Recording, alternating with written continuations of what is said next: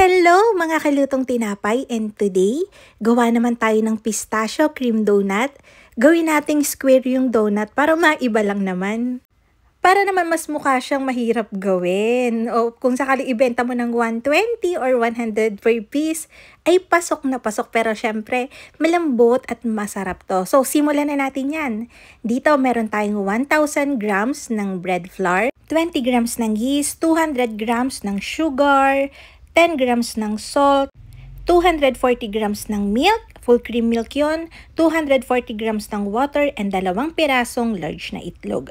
Imimix ko yan sa settings na slow for 5 minutes. After 5 minutes, buo na yung dough natin, tsaka natin ilalagay yung ating 140 grams ng butter. So, imimix ko ulit yan hanggang ma-absorb na ng dough yung butter natin and maging makinis na yung dough. Parang ganyan. Tumagal yung pag-mix ko dito kasama na yung unang 5 minutes sa slow for 13 to 14 minutes. Kailangan yung dough natin ay makinis na and nai-stretch na natin siya ng ganyan.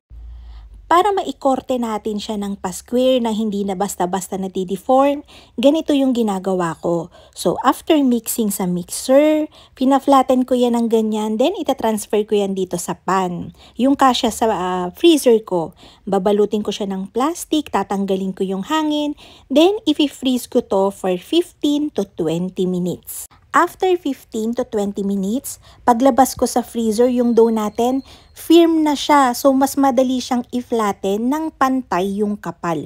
Hindi naman totally pantay na pantay, pero mas madali kasing i-flatten yun. Mas napapantay ko yung lapad kasi hindi na siya masyadong umuurong. So, yan. Pina-flatten ko to ng mga nasa 9mm to 10mm yung kapal. Tapos, ikakat ko na lang to ng 5x5 cm by 5 cm. Siyempre, bago natin ikat yan, tatanggalin natin yung mga hindi pantay. So, magtatabas talaga tayo dito. Effective talaga yung pag-freeze ng dough bago siya ikat para yung forma ng donut natin kahit square, hindi iba-iba, hindi siya nadideform.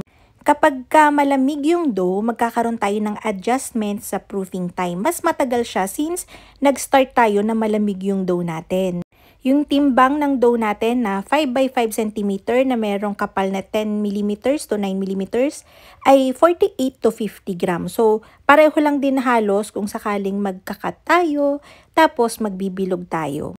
Yung mga pinagtabasan natin kanina, pwede nyo ulit yung i-mix, tapos i-flatten nyo ulit, lagay nyo sa freezer, then cut. Pareho kung gusto nyong lahat square. Pero dito, para makita nyo din na maganda rin naman siya ng bilog, kinat ko yan ng tig 50 grams each, tsaka ko siya kinorte ng donut, shell donut. Paalala lang kung sakaling 'di ba nakapagkat na tayo, yung mga pinagtabasan, pag imi-mix nyo siya ulit sa mixer, make sure na hindi pa siya alsado. Kasi kapag kaalsado na yan, tapos tsaka nyo siya minix sa mixer, magtutubig na yan, magiging malagkit na yan. Susolusyonan nyo naman yun, ang kailangan nyo lang ay i-rest, tapos yun, ipa-flatten nyo siya, magiging okay din. Pero mag-add pa rin kayo ng konting flour. So yung mga donuts natin, pinuproof ko yon sa 1 oras hanggat 1.5 oras, depende. So, nung nakita kong alsado na yung mga donut natin, nag-init na ako ng mantika. Ang gamit ko dito is frying fats talaga. Grease fry. Then yun, tsaka ko na sinalang yung ating mga donut. Ganito yung itsura niyan kapag kaalsado na. Nagmukha siyang tokwa, diba? Ang cute lang, basta mukha lang siyang tokwa. Napagtripan ko lang talagang mag-square since medyo nakakaumay na din naman yung puro bilog na donut. Para na din ma-share ko sa inyo yung technique kung sakaling gusto nyo magkaroon ng iba't ibang shape ng donut. So, pinirito ko lang lahat yan. Yung temperature ng oil natin is nasa 140 degrees Celsius to 150 degrees. Mababa lang yung temp, and from time to time, i-control nyo yung oil nyo kasi naka-gas range tayo, dire-diretso yung apoy. So, minsan i-adjust nyo, hihinaan nyo yung apoy or lalaksan nyo kapag nararamdaman yung bumababa o tumataas masyado yung temperature ng oil. Dapat kasi hindi mainit na mainit para siguradong maluluto yung loob ng donut.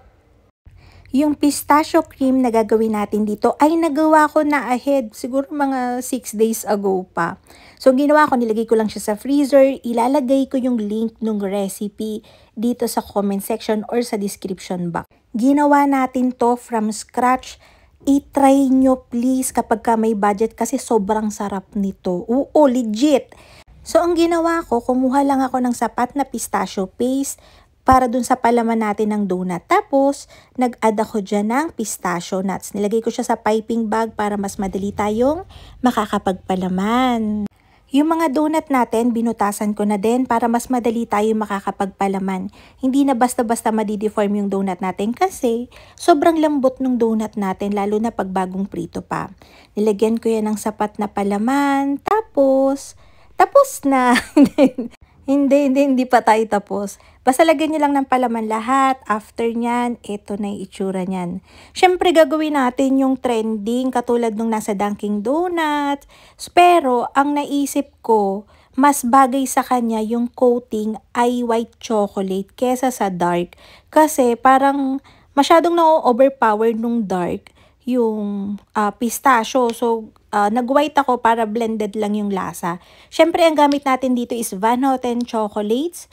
Ay nako, sabi ko sa inyo, i-try nyo tong compound nila kasi masarap. Kahit compound chocolate lang siya, ay napakasarap talaga. So, nag-melt lang ako dyan ng medyo madami para hindi tayo mabibitin. Pero actually, ang magagamit lang natin dito is mga nasa 200 grams lang para sa 1 kilo na dip na natin yon lahat. Pero, yun nga, para mas malinis yung pagkakakat natin, nagme-melt ako ng medyo madami.